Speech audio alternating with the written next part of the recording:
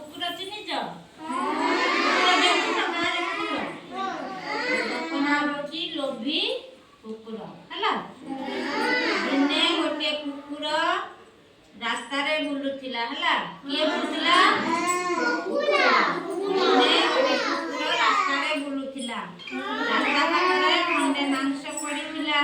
କୁକୁରଟି ମାଂସ ଖଣ୍ଡକୁ ପାଟିରେ କାମୁଡ଼ି ଖୁସିରେ ଦୌଡ଼ି ପଳାଇଲା ହେଲା। ବାଟରେ ଗୋଟିଏ ନାଳ ପଡ଼ିଲା। ସେହି ନାଳ ଉପରେ ଗୋଟିଏ ପୋଲ ହୋଇଥିଲା। ପୋଲ ଉପରେ ଦେଇ କୁକୁର ନାଳ ପାରି ହୋଇଥାଏ।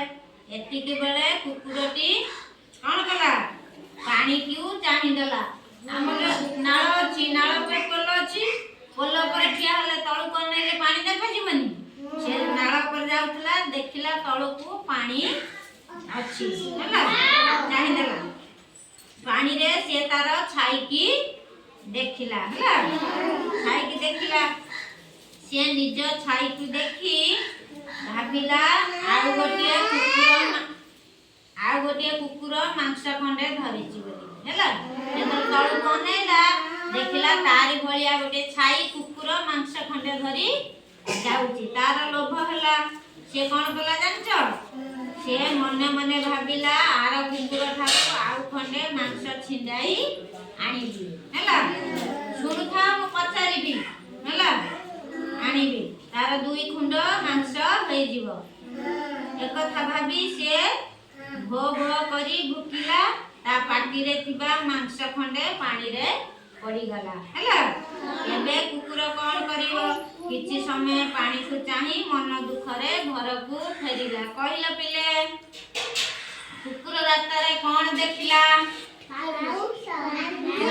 ମାଂସ। ପାଟିରେ ହାତ ପୁରାନ୍ତି ନା? ଏକାମିଟି କରି ବସ। ପାଟିରେ ହାତ ପୁରାନା। ପାଟିରେ କ'ଣ ଧରିଲା ନା? କୁକୁର ରାସ୍ତାରେ କ'ଣ ଦେଖିଲା? ମାଂସ ହେଲା। ନାଳ ଉପରେ କ'ଣ ଦେଖିଲା?